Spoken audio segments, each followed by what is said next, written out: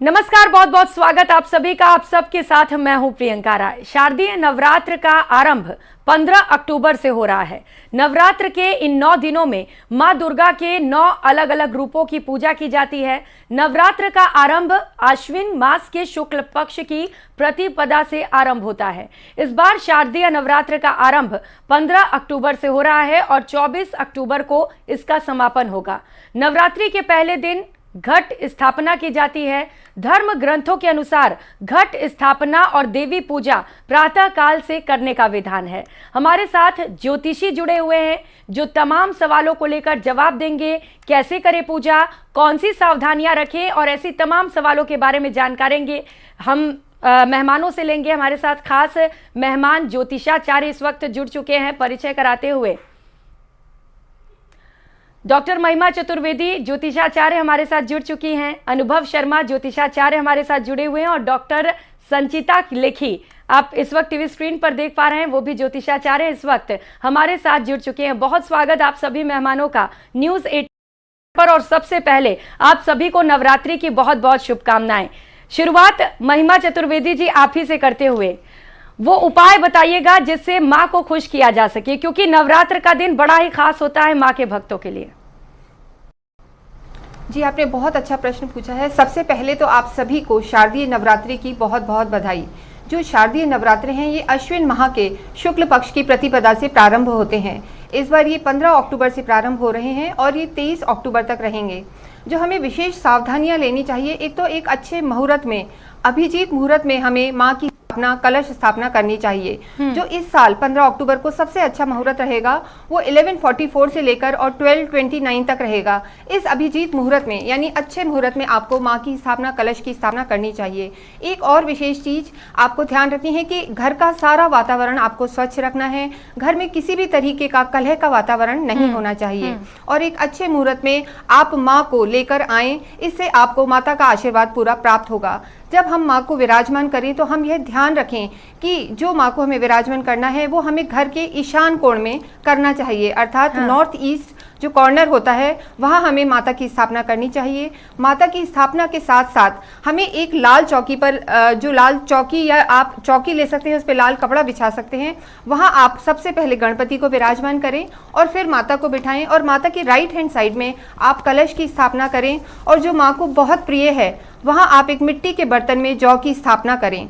कुछ जो विशेष लाभ आप पाना चाहते हैं तो आप अवश्य ही माँ को लौंग, फूल, पान, शहद, इन सब चीज़ों का आप भोग लगा सकते हैं। इसके साथ साथ ही माता को अच्छे अच्छे मिष्ठान का भोग लगाएं। माता का जो अति प्रिय फल है अनार, वो आप माता को अवश्य चढ़ाएं। कोशिश करें कि आप पूरे 9 दिन हवन करें। आप कमल गट्टे से घी में आप कंडे के ऊपर लकड़ी, आम की लकड़ी के ऊपर हवन करें।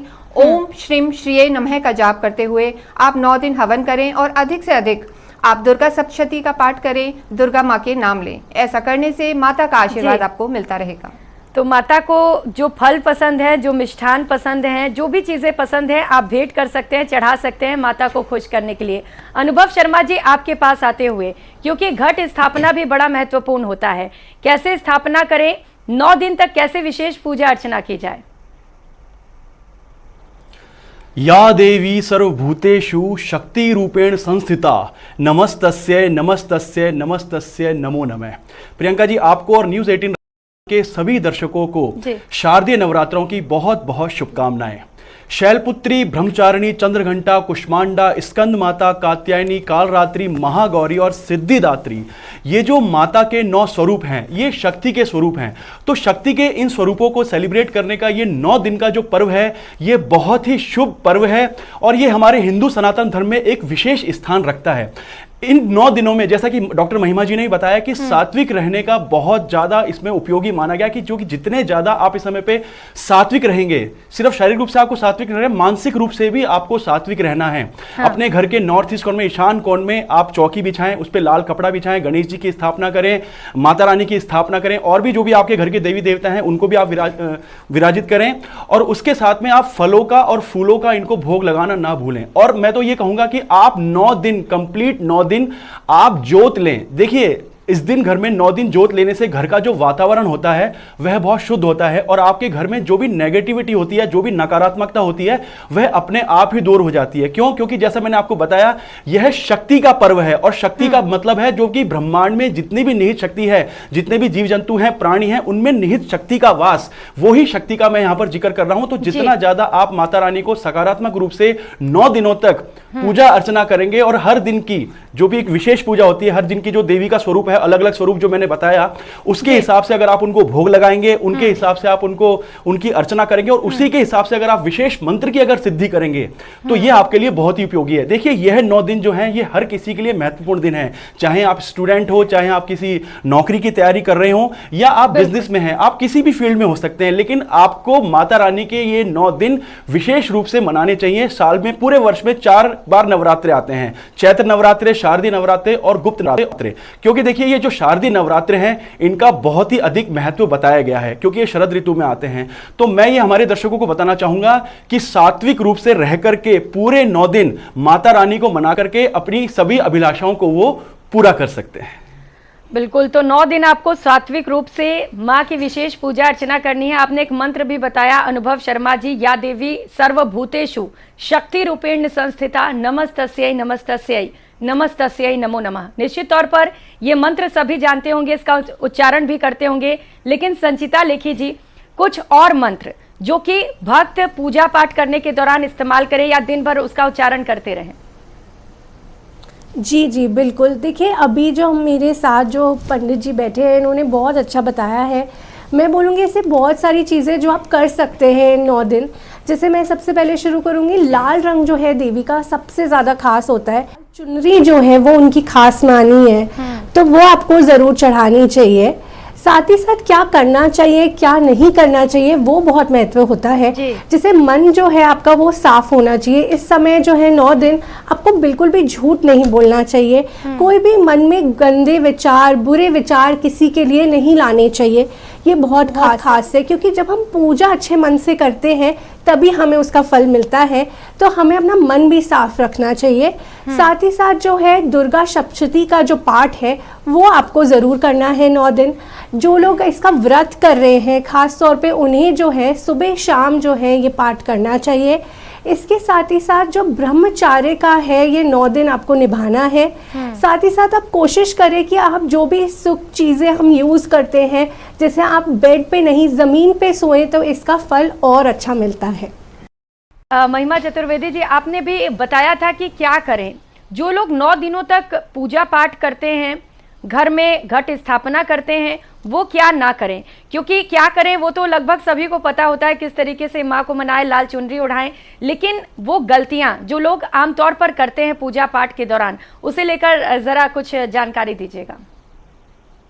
जी जी, आपने बहुत अच्छा प्रश्न पूछा है। देखिए, एक तो जो सबसे इम्पॉर्टेंट है कि हम शुद्धता से रहें, प्रत्येक दिन हम अच्छे शुद्ध वातावरण में रहें, स्नान करें, माता का जो मंदिर है वहाँ भी पूरी स्वच्छता का ध्यान रखें।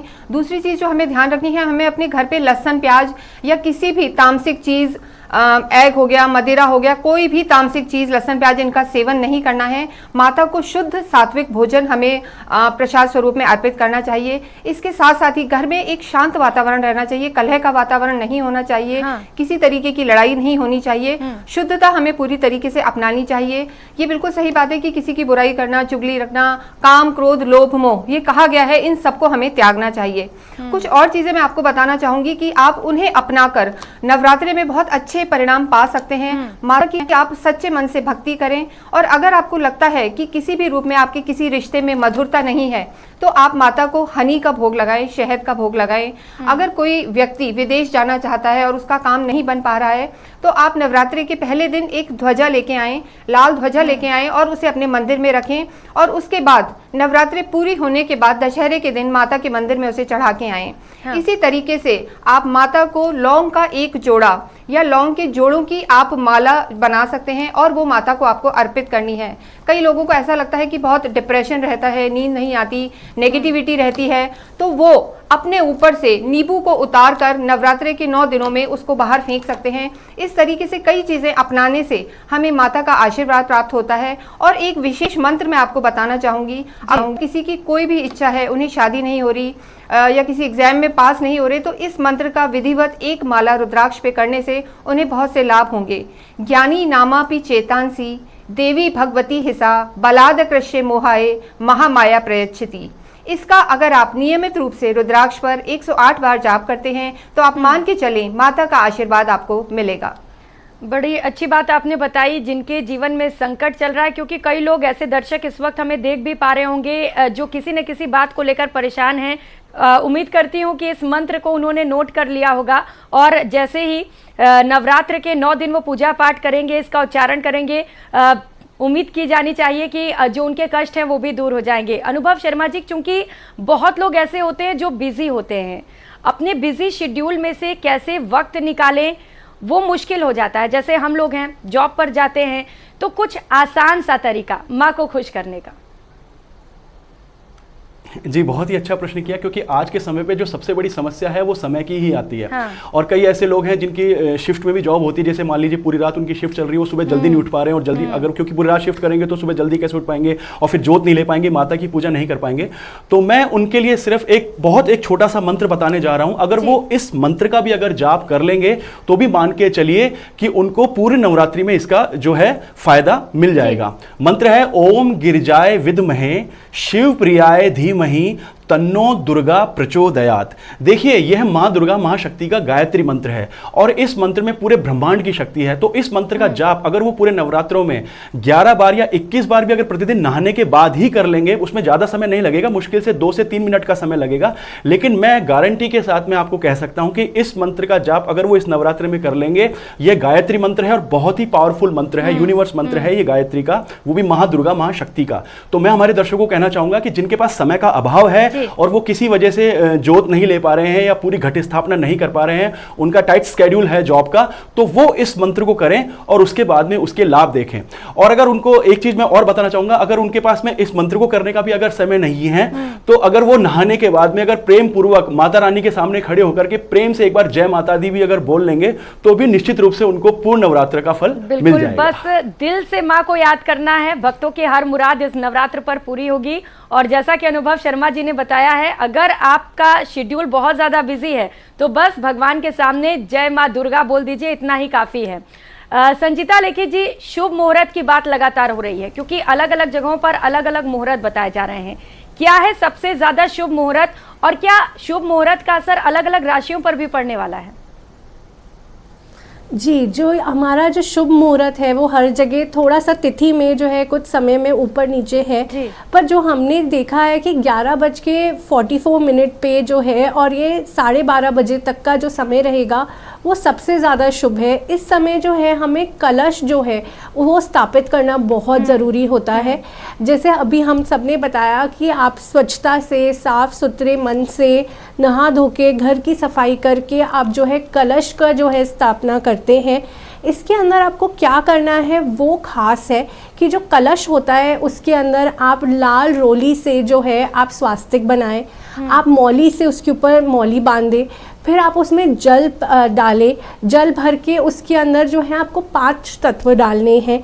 जो कि होता है घास होती है, साबुत चावल हमें डालने हैं, आप कुछ उसमें घी डाल सकते हैं, आप उसमें धूप डाल सकते हैं और थोड़ा गंध बोलते हैं जो कि जो होता है खुशबूदार कोई चीज़ डालते हैं। साथ ही साथ आप कोई सिक्का भी उसमें डाल सकते हैं, अगर चांदी का सिक्का डालें तो भी फ़ायदा होता है। तो इसके ऊपर जो है हमें 5 जो है अशोक के पत्ते रख के इसके ऊपर नारियल की स्थापना करनी है। और जैसे हमारी अष्टमी या नवमी का आप व्रत रखते हैं या नवमी के दिन आप जो है पूजन करते हैं, तो इसी नारियल का जो है प्रसाद आपको ग्रहण करना है और सभी में बांटना चाहिए। तो ऐसी छोटी छोटी चीज़ें हम करते हैं उससे हमें बहुत फ़ायदा होता है। जैसे हम जौ की बात करें तो इस दिन जो है जौ को हम बीजते हैं और जो आने वाला समय है वो हमें जौ बताता है। जैसे अगर आप जौ को बीजेंगे, अगर आपको उसमें हरियाली दिखती है, कुछ ही दिनों में हरे हरे पत्ते आ रहे हैं, तो आने वाला जो समय है आपके लिए सुख समृद्धि लेकर आएगा। पर कुछ ही कारण से अगर वो आपको अस्वस्थ लगे या उसमें पीले पत्ते आ रहे हैं, वो अच्छा नहीं उग रहा है, तो आने वाला समय थोड़ा सा कठिन रहने वाला है। तो इसी तरीके से ये छोटी छोटी चीज़ें हैं जो आपको खास तौर पे इस दिन करनी चाहिए। तो भविष्य में आपके साथ क्या होने वाला है, कैसा आपका दिन रहने वाला है, इसे लेकर भी महिमा जी ने बड़ा अच्छा उपाय बताया है। उम्मीद करती हूँ कि जो दर्शक हमें देख पा रहे होंगे वो उपाय ज़रूर करेंगे। अनुभव शर्मा जी, कुछ खास संयोग भी बन रहा है क्या इस बार? कहा जा रहा है कुछ शुभ संयोग बन रहा है इस बार। जी, बहुत ही अच्छा प्रश्न किया आपने। देखिए, इस बार बुध आदित्य राजयोग, शश योग, ये बहुत अच्छा बन रहा है इस बार में। और ये जो पूरा का पूरा जो योग बन रहा है वो 30 वर्ष के बाद में बन रहा है। तो इस बार की जो ये नवरात्रि है ये बहुत ही खास नवरात्रि होने जा रही है। और एक चीज और मैं बताना चाहूंगा हमारे दर्शकों को कि इस बार जो माता रानी आ रही हैं वो हाथी पर सवार होकर आ रही हैं और उनकी विदाई भी हाथी पर ही हो रही है। और इसका मतलब है समृद्धि और ऐश्वर्य का प्रतीक ये माना जाता है।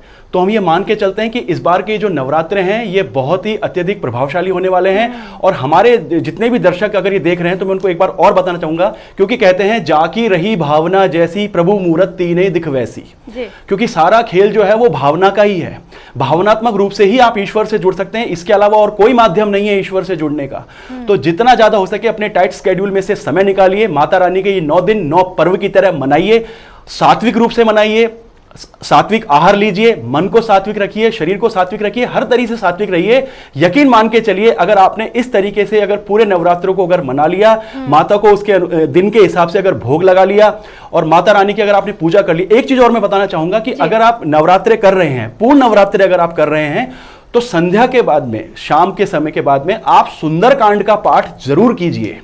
इन 9 दिन में किया गया सुंदरकांड का पाठ आप बहुत अधिक फायदा पहुंचाता है। ये मेरा खुद का किया गया प्रयोग है और मैंने खुद करके देखा है। और आपकी जो भी मंशा है उस मंशा को मांग करके आप सुंदरकांड का पाठ शुरू कीजिए। दिन छिपे के समय यानी संध्या के बाद में आप इसको शुरू कीजिए। आपको मुश्किल से 30 से 40 मिनट का समय लगेगा, लेकिन आप इसको 9 दिन पूर्ण कंटिन्यू रूप से कीजिए और सात्विक रह के कीजिए।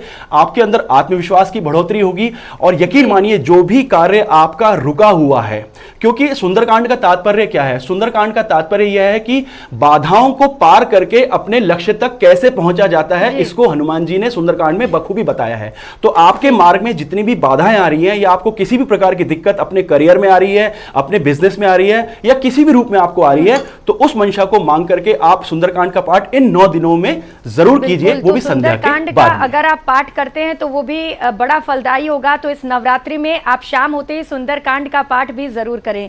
बहुत शुक्रिया आप सभी मेहमानों का, ज्योतिषाचार्य का, हमारे साथ जुड़ने के लिए और तमाम सवालों के जवाब देने के लिए। तो तमाम सवाल लोगों के मन में थे कि नवरात्रि पर कैसे माँ देवी को खुश किया जाए, क्योंकि ये दिन बड़ा ही खास होता है। माँ के भक्त चाहते हैं कि किस तरीके से माँ को प्रसन्न कर लिया जाए। तो उम्मीद करती हूँ कि इस खास शो के जरिए जो तमाम सवाल आपके मन में रहे होंगे उन सभी के जवाब मिल गए होंगे। बहुत शुक्रिया आप सभी का एक बार फिर से। आप सभी को नवरात्रि की बहुत बहुत शुभकामनाएं। नमस्कार।